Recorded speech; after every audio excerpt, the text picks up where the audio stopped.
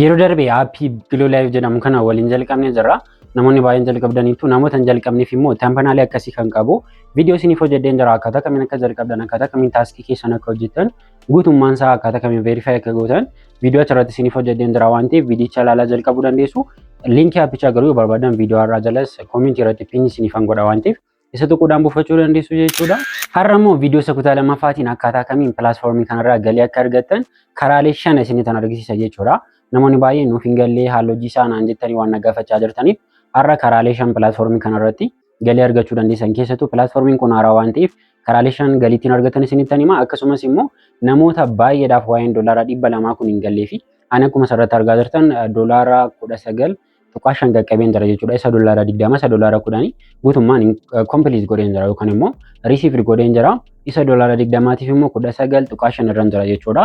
Kanaaf isinis immoo osoo namoota naaf feerin pilaatfoormicha qofa irra teessanii haala kamiin doolaara 10 20 50 100 akkamitti akkasiin argachuu dandeessan isteepii qaba hundumti isaayyuu jalqaba 10 ittaanee 20 ittaanee 50 jechaa deema waan ta'eef jechuudha. Isin garuu namoonni namootaaf feeruu hin dandeenye pilaatfoormicha qofa irratti akkamitti guyyaatti carraa 3 akka argattan akkasumas immoo kallattiidhaan doolaara aga doolaara 1 kallattiin akkamitti akka argattan har'a isinitti agarsiisa jechuudha. Aga xumuraatti viidiyoo kana ilaala.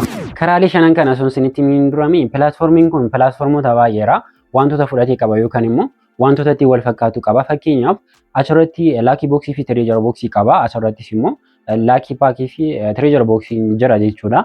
Kuni poopolaayivii wajjin wal fakkeessa akkasumas illee viidiyoo banuun ni danda'ama. Kun illee poopolaayivii wajjin wal fakkeessa akkasumas immoo pilaatfoormii kana irratti jechuudha. Ejentii koomishinii isaallee wal fakkaata jechuudha. Akka pilaatfoormota baay'ee waliin inni kun pilaatfoormota baay'ee wajjin wal fakkeessa jechuudha. Karaa biraatiin immoo pilaatfoormii kan biraatiin jechuudha. Taakaa wajjin ispiiniidhaan wal fakkaata jechuudha. Taakaa namoonni hin beekne viidiyoo isiniif hojjedheen jira ammallee irraa namoonni baay'een kan argachaa jiran jechuudha. Anillee yeroo baay'ee doolaara irraa baasaa kanan ture isinitti agarsiisaa ture. Taakaa wajjin immoo ispiiniidhaan wal fakkaata jechuudha. Haala aappii wajjin immoo taaskiin dhiiraa fi shamarranii tokkodha pilaatfoormii kanarratti jechuudha. Kun immoo haala aappii wajjin wal fakkeessa jira. Kanaaf pilaatfoormiin kun pilaatfoormota baay'ee wajjin wal fakkeessa. BD salarii illee qaba jechuudha. BD salarii namoonni hin beekne damuuza ja'a jechuudha. Ejentoota ciccimoof jalatti yoo galmeessitanii qabdan BD salarii illee qaba jechuudha. Kuni pilaatfoormota baay'ee wajjin akka wal fakkaatu taasisa jechuudha. Kanaaf namoonni hin jalqabin jirtan dhugaa pilaatfoormii kana jalqaba. Haaraadha namoota galmeessaa ammallee abdii ta'a jira waan ta'eef namoota galmeessaa hojjechuu dandeessu achirratti yeroo qabaannaan laayivii teessan jechuudha. Kanaaf namoonni hin jalqabin namooma jalqaban isin jedha amma karaalee 5 pilaatfoormii kanarraa galiitiin argatan isinitti agarsiisa. Karaalee 5 ittiin galii argannu keessaa inni jalqaba hoostii taaniitidha. Baay'een keessan hoostii taatanii kan argattan jechuudha. Mee hoostii taanii hagam akka argannu isinitti agarsiisu. Akkuma asirratti argaa jirtan namni tokko jalqaba gaafa hoostii ta'u jechuudha. 50,000 sa'aatii lamatti 100,100 argata. Torban tokkotti immoo aga doolaara 7 hojjeta jechuudha. Torban tokko booda kun inni kun gadi bu'a.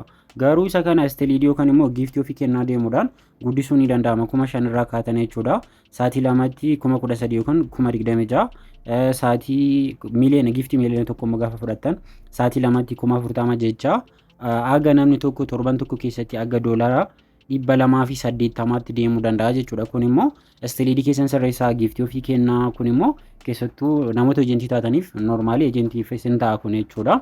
Ejentii taatanii hojjechuun yaa ofii hoostii taatu jechuudha.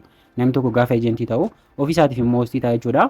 Kanaaf karaan inni jalqabaa ittiin galii argattan isa kanadha jechuudha. Namni tokko hoostii ta'ee akkasumas immoo taaskii isaa guyyaa guyyaadhaan hojjechaa pilaatfoormii kanarraa galii argachuudhaan karaa isa jalqabaati jechuudha.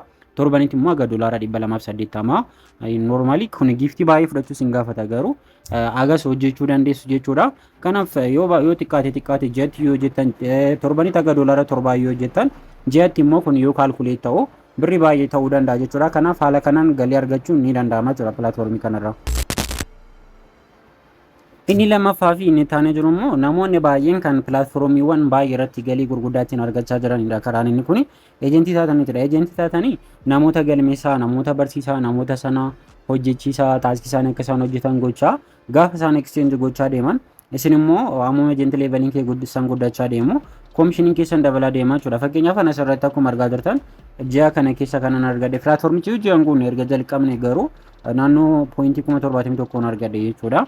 Isayyuu namoonni baay'een socho'an jiran hojjechaa jiranii anis xiqqoo biizii waan ta'eef hojjechaa jiru garuu aga kan argadheera jechuudha. Ejentii leeveliin immoo ejentii leeveliin namoota gadi bu'aa isinii irraa taasisa. koomishiniin keenyas immoo ejentii leevalii keenya irratti hundaa'a jechuudha. Amma fakkeenyaaf ani diirran jira gaafa ana jalatti parsantii miiliyoonii 20 exchange ta'e anis ijoolleen keenyas miiliyoonii 20 taasisne siittan darbaa jechuudha. Gaafan siitti darbu parsantii 8 argadha. Namni tokko biyaansi koomishinii gaarii argachuudhaaf biirra yoo ta'e siirra yoo ta'e gaariidha. Diirra taa'ee ammamuun argatu waan ta'eef jechuudha. Garuu gaafa biirra geessan akkasumas immoo suupparirra ga'uudhaaf biliyoona tokkoof miiliyoona 500,000dha kan exchange isin jalatti taasifamuu qabu jechuudha. Kun immoo parsantii 20 yookaan immoo suuppar ejentii warra jennu jechuudha. Isaan kun pilaatfoormota baay'ee irratti namoonni suupparirra jiran hagayyoonaa jechuudha. Galii gurguddaa birrii gurguddaa argachaa jiru. Kanaaf isinillee pilaatfoormii kanarratti pilaatfoormii haaraadha waan ta'eef achirra teessanii namoota galmeessuudhaan namoonni sun immoo gaafa isaan hojjetan isin immoo koomishinii gaarii argachaa qarshii gaarii argachaa hojjechuu ni danda'ama jechuudha. Kuni karaa lammaffaa jedhee kana ni fudhadheedha. Isinis immoo ejentii taatanii ijoollee galmeessaa hojjechaa pilaatfoormii kanarraa galii argadhaan isiniin jedha. Karaa sadaffaatiin pilaatfoormii kanarraa galii argannutti haa darbinu. Karaan inni sadaffaan pilaatfoormii kanarraa galii ittiin argatu jedhee yaadu geemarii ta'uudhaa fi akkasumas immoo gaambeel fa'aa gochuudhaan kooyinii yoo qabaatan kooyinii sana ofirratti gaambeel gochuudhaan pilaatfoormiin kun akka pilaatfoormii kan biraa miti dirqama nama biraatillee gaambeel gochuun qabdanii ofii keessanii gaambeel gochaa yeroo gaambeel ofii gootanii giiftii ofii kennitan kan isin argattan isa geemii sanarraa argattaniin alatti jechuudha. STLD keessan sirreessuudhaaf guddisuudhaaf isin gargaara. Kuni namoota neetwoorkii qabdanii fi kooyinii argachuu dandeessaniifidha jechuudha. Isas immoo geemii taphachuudhaaf bakka kanarraa geem kan jedhu jira. Isa tokkodhaan geemiiwwan jiran yaaluu ni dandeessu jechuudha. Kun asirraa geemiiwwan baay'eetu jiru. Geemiiwwan kanneen taphachaa yaaluu dandeessu. Fakkeenyaaf asirratti ilaaluu dandeessu Z Coin Seller kan jedhu Habashaadha. Kun amma geemii taphachaa jirani walitti aansee ilaala 120 ittaanii immoo 240 isa kana win gochaa jira jechuudha. No miiliyoona 2,40 miiliyoona 2,40 inni jalqabaa immoo miiliyoona 1,20 yeeyeen kanaaf inni jalqabaa irratti miiliyoona 1,20 win godhe asirratti immoo miiliyoona 2,40 win godhe jechuudha. Isinillee haala kanaan geemiiwwan pilaatfoormicha irra jiran taphachuudhaan innoo shinaantii taphachaa jira. Asirrattis immoo ol deebitanii ilaaltan immoo miiliyoona 1,60 win godhaa jira jechuudha. Kanaaf isinillee haala kanaan pilaatfoormii kanarraa galii argachuu dandeessu jechuudha. Asirratti geemiillee taphachuudhaan geemiiwwan baay'eetu jiru. Geemiiwwan kanneen taphachuudhaan isinis galii dabalataa pilaatfoormii kanarraa argachuu ni dandeessu jechuudha. Karaan inni lammaffaan kanadha. Kan biraa akkuma geemii immoo gaambeel gochuudhaaf immoo barbaadan as giiftiirra galtanii as giiftiisa kanarra jechuudha. Yeroo galtan asirraa laakii kan jedhu jira. Kunoo laakii kan jedhu jira. Laakii kana tuquudhaan jechuudha. Akkas laakii kana tuquudhaan yeroo laakii tuqxanitti asirratti giiftii gaambeel kan gochuu dandeessan 3,000 irraa kaatanii fakkeenyaaf ani 3,000 tuqee ofirratti seend yoon jedhee 3,000 kanarraa yookaan narraa fudhata yookaan naa kenna jechuudha. Isinillee haala kanaan taphachuu ni danda'ama jechuudha. Asirratti pilaatfoormii kanarratti haala kanaan gaambeel gochaa pilaatfoormii kanarratti tokkoffaa kun asirratti giiftii yeroo gaambeel gootan innaaf isiniif ni kennama. Pilaatfoormichi immoo yoo isinii kenne ta'e immoo isa immoo deebistanii giiftii ofii kennuudhaan STLD keessan sirreessaa hojjechuu dandeessu. Karaa inni sadaffaan jedhee ani kaayisa kanadha. Amma karaa sarfaffaa pilaatfoormii kanarraa galii argannutti immoo adarbinu. Tole karaan inni arfaffaan pilaatfoormii kanarratti galiitiin argachuu dandeessan Coin Sellerii ta'uudha. Keessattuu namoonni qarshii qabdan invest gochuu dandeessan ejentoonni kamiyyuu Coin Sellerii ta'uu dandeessu. Asirrattis kun akkuma isaan poolisii isaan irraan isinitti argisiisaa jira. Kan PDF-dhaan naaf ergame jechuudha. Namoota barbaadan isin erguu ni danda'a. Kun isa kanadha jechuudha. Ejensiin kamiyyuu standard Coin Sellerii ta'uu danda'a jira. Inna Coin Sellerii standardii ta'uudhaaf immoo asirratti kooyiniin isin bituu qabdan jira achirraa isaan irraa jechuudha. Kun asirratti akkuma argaa jirtan yeroo riichaarjii gootan jechuudha achirraa doolaara 100 kaastanii gaafa riichaarjii gootan isaan kan isiniif kennan jechuudha. Kooyinii 93dha. Doolaara tokkoon kan isin bituu dandeessan jechuudha. Kanaaf doolaara 10 yoo bitan naannoo 930 bitachuu dandeessu jechuudha.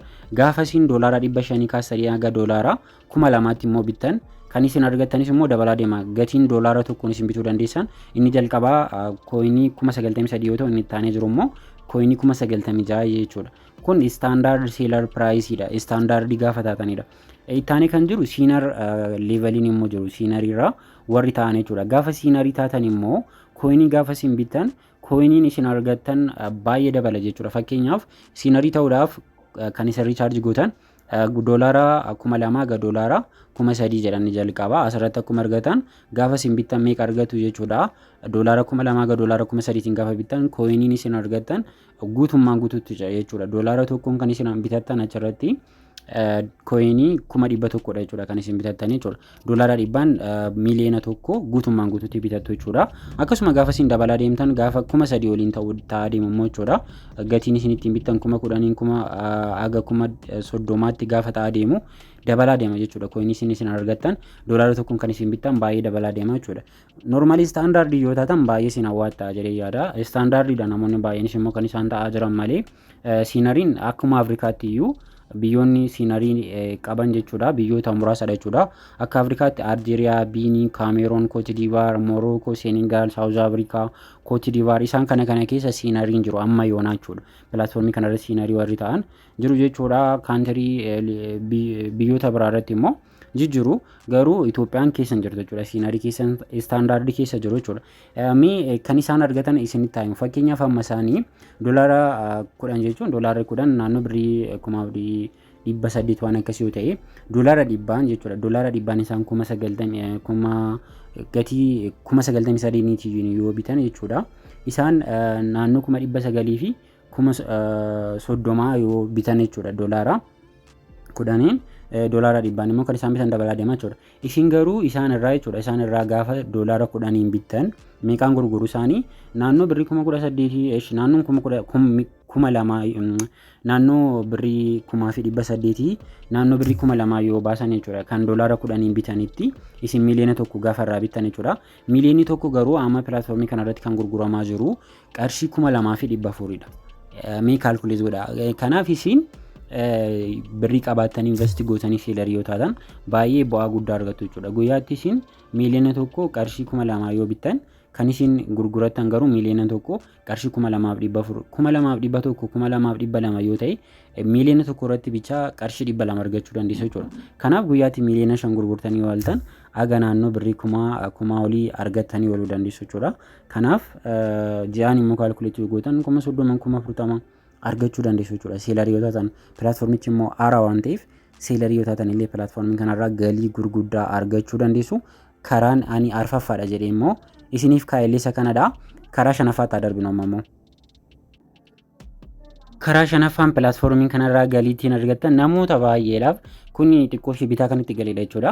Doolaara 200 sana jechuudha. Doolaara 200 sana yeroo darbe yeroo isin barsiisu viidiyoo irratti jechuudha. Invaayitii qofaan jedheen isinitti himeen ture. Pilaatfoormichi immoo wanta abdeet godhee qaba jechuudha. Mee isaa akkasitti daddabarsitanii yoo bantan jechuudha. Asirratti osoo namoota invaayitiin godhin iyyuu guyyaatti aga spiinii 3 akkasumas immoo doolaaraan immoo doolaara baay'ee kan isin ittiin argattan jira. Fakkeenyaaf asirratti ilaala.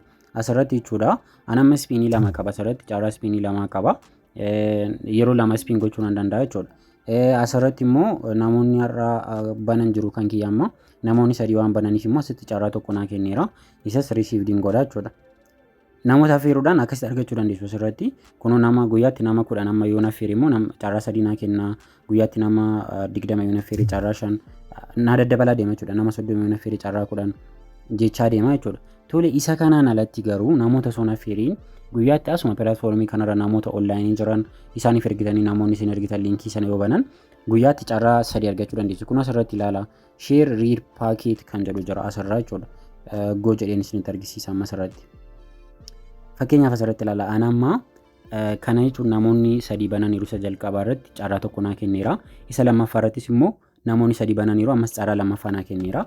Isa sadaffaa carraa sadaffaa fudhachuuf immoo nama tokko qofa naaf jechuudha. Amma carrisee sheer yoon godhe akka carraa ta'e namni kan biraas naa bane immoo nan argadha jechuudha. Isa argachuudhaaf hunduma isaa keessa dhuftanii goo jettuun. Kanaaf asuma irratti dhuftanii jechuudha. Asirraa WhatsApp, Facebook, Telegram kan jedhu jira. Isin friendis isa jedhu filattu. Kallattuma namoota sirra jiran namoota follow wajjin gootan. Amma sirra follow kan wal goone ijoolleen baay'een jiru. Isaan keessaa namoota onlaayinii jiran ilaaleen akkasitti maark irratti goggodha jechuudha. Namoota hin seenu jedhee yaadu shakkus yoo jiraate amma sa'aatiin jira sa'aatii 24 keessattidha waan ta'eef galgala kaastanii yeroo isin mijatetti akka seenuudhaan follow gootu. Isa malee kan ammoo erga ergitaniin booda immoo faansii irra galtanii isaaniif illee caalistanii sheer gootu jechuudha. Kun asirratti sana booda konfirmettuuni namoota sana deemeera jechuudha. Ammas immoo goo jettuun dhuftanii friend kan jedhu tuqxu. Hin beekamu waan ta'eef asirraa immoo faansii kan jedhu jira. faansii keessan irras immoo galtanii as keessaa kun amma namoonni onlaayinii jijjiiran jiru isaan irratti immoo ammas ni ergitu jechuudha akkasitti. Kun akkasitti ni ergitu. Konfirmeetuun. Sana booda asirratti dhufee yeroo inni kileem godhisaniin jedhee maal gootu jechuudha kileem. Kun konfirmeetuun asiis kileem jettuun waaqa. Lamaan isaa fudhataniitu amma inni kunis immoo nama tokko gaafa naa goote kileem godha carraa 3 jechuudha. Tole asirraa utuun ispiniin godhin immoo isin argisiisa miseejii irra galeen jechuudha. Miseejii irra immoo yeroo galtanitti namoonni immoo carraa akkasii isin affeeru isinillee isin affeeru jechuudha. Fakkeenyaaf asirratti akkuma argaa jirtan amma miseejii na ergame jira.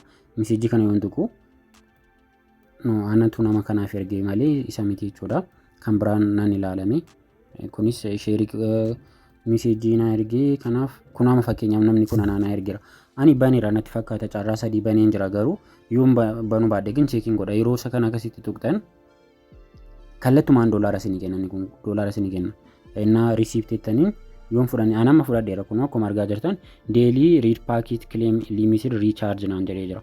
Kanaaf kan keessan garuu 0.1 aga doolaara tokkotti carraa isiniif kennuu qaba jechuudha. Kanaaf carraan kun walitti qabamee anamma fakkeenyaaf 19.5 irra jira. Gaafa 20 ta'ee maalan godhachuudha pilaatfoormii kanarraa risiipti gochuun danda'a jechuudha. Nama carraa 7 qaba. Kana isa kileem diraawun taasisaa jechuudha.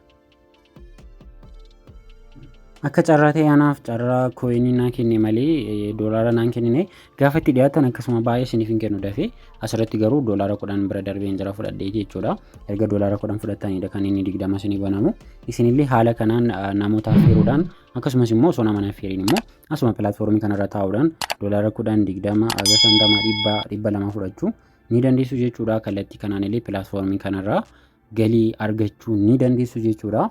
Yeroo ta'an immoo pilaatfoormii kanarratti kan hojjenne haala kamiin akka withdraw gochuun isinitti agarsiisa. Viidiyoon irraa isinitti tole laayik gochuun dagatiin akkasumas immoo YouTube chaanaalii koo subscribe gochuun dagatiin galatooma.